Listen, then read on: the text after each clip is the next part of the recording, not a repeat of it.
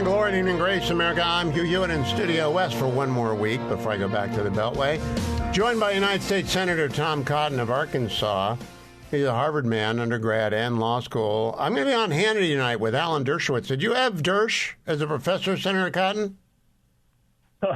Hugh, it's good to be on with you. No, I did not have Professor Dershowitz when I was in law school. He was a well-known liberal professor of constitutional law. But I did attend a few debates that he had, and I have to say he was pretty good as a debater. And in those days, during the Second Intifada that anti-Israel terrorists had launched, he was pretty good debating some of those terrorist sympathizers. Well, he's always been fearless. Let me ask you at the start, are you an optimist about these talks with Iran that Mr. Witkoff has been engaged in 2 weekends in a row, with a third round coming up quickly? Hugh, I think it's always appropriate to approach any talks with Iran with a heavy dose of realism and skepticism, and I think that's what President Trump has said. He wants to at least give Iran a chance to make a deal to turn over its nuclear program so they can never have a nuclear weapon, as he said repeatedly. And I think last week the way he put it was it's going to give Iran a chance to live happily without death. So let's see what Iran puts on the table and whether or not they're serious. There's obviously a clear model to turn over your nuclear program. It's like Muammar Gaddafi did in 2003 in Libya, to open up the doors, to turn over all your enriched uranium and all your centrifuges, which Iran has no need for if it merely wants a civilian nuclear program. Plenty of countries in the world have civilian nuclear power that don't enrich uranium.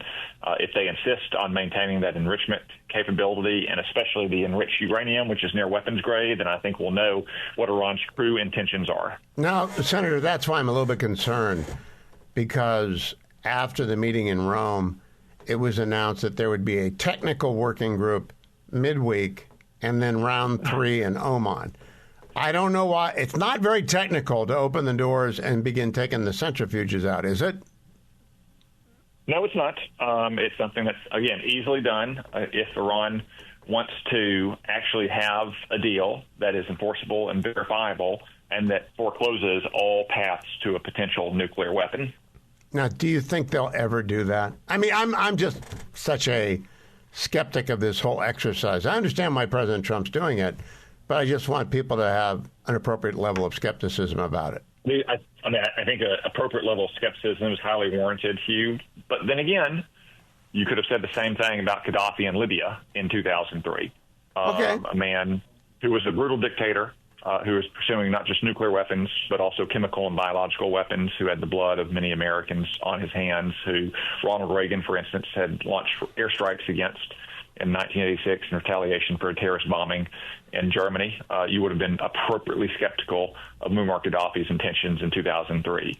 But he showed genuinely that he wanted to come in from the cold, and he didn't want to earn the ire of another American president. I think President Trump has made it sufficiently clear over the years in his dealings with Iran, and especially its proxies like the Houthi rebels in Yemen or Bashar al-Assad, or his targeting for death their terrorist mastermind Qasem Soleimani in 2020, that he is not a president to be trifled with, unlike Joe Biden or Barack Obama. Now, in 2003, Gaddafi was looking at a credible threat of force because W had invaded Afghanistan and Iraq. Trump's not into invading countries. Does he still have the same credible level of force that W did? Oh, sure. There's no question about that, Hugh. Again, those who would say, well, it's either we make some kind of bad half-ass deal or we're going to have a war like we did in Iraq and Afghanistan, are simply trying to justify a bad deal that allows Iran to keep its enrichment capabilities, its centrifuges, and its enriched uranium. President Trump has never proposed invading Iran or trying to change its government or turn it into democracy, but he has made it perfectly clear, as he has said, there will be bombing. And time again, whether it's President Trump, for instance, or Ronald Reagan, the discriminate but forceful application of military power has proven effective, especially against Iran. President Reagan, remember, sank half their Navy in 1988 after they targeted a U.S. naval vessel with a mine in the Persian Gulf. And it didn't just stop the mining of the Persian Gulf, Hugh, it stopped the Iran-Iraq war, which had seemed interminable for 8 years because Iran was afraid of what came next.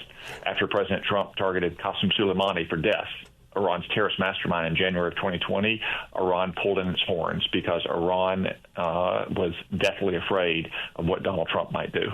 Now, Senator, you voted to confirm Pete Hegseth. I applauded that. Today, President Trump took time apart from the Easter Bunny and the Easter egg roll to very forcefully say, it's fake news. I'm not mad at Pete Hegseth. He's staying. Will that quiet the Get Pete movement? Because it should. I agree that it should, Hugh. President Trump was clear today that he supports Secretary Hegseth. I support Secretary Hegseth. I said last night that these latest stories are obviously liberal media publishing sour grapes from disgruntled former employees. Pete had to remove 3 or 4 employees last week because apparently they were leaking to the liberal media in ways designed to undermine the president and Pete Hegseth, I guess because they had policy disagreements with Pete or with Donald Trump. And that's fine. I mean, any president is always going to have people who disagree with the decision he makes. Decisions don't get to the president's desk if they're not hard and don't divide his advisors. But once the president makes the decision, everyone in the administration, especially mid-level officials who aren't confirmed by the Senate, have to salute and roger out and execute it. You don't get to run off to the New York Times and leak against the president and against the Secretary of Defense. And when Pete Hegseth learned that this is happening, that you had officials who were leaking to undermine him and the president, then he appropriately removed them from their positions. And this investigation is ongoing, and if it turns out that more officials were leaking against the president's decisions and against Pete, then they should be removed as well. But Pete Hegseth is working very hard to advance the president's agenda. I'm glad to see he has the president's confidence. He has mine. Now, Senator Cotton, there was also a leak about Israel's war plans. I don't know whether or not to believe it because it's in the New York Times. They could have made it out of whole cloth, or someone could have made it out of whole cloth and told it to him, and it was a story too good not to run.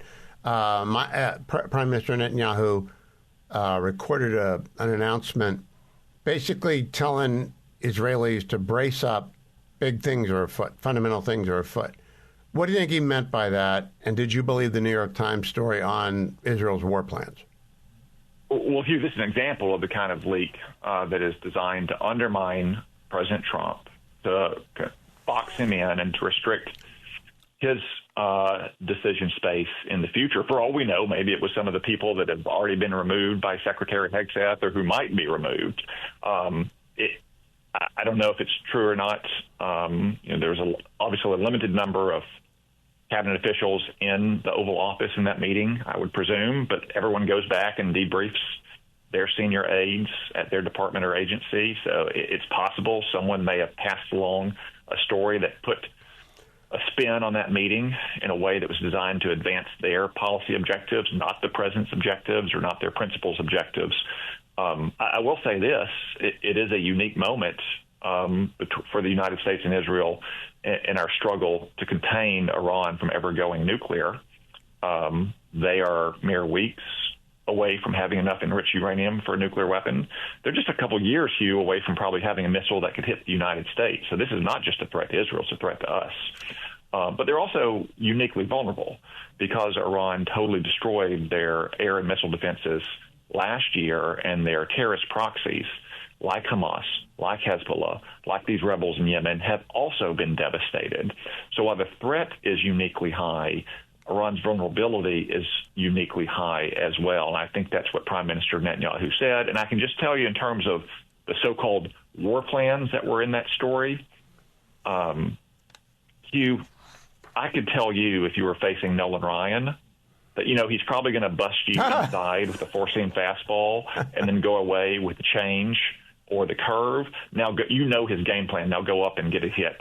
That's about the level of planning that was in that New York Times story. And Iran showed twice last year when they launched attacks against Israel, they have no ability to stop a plan that Israel's going to execute on or to execute on their own plan. It's one thing to know a plan in general contours.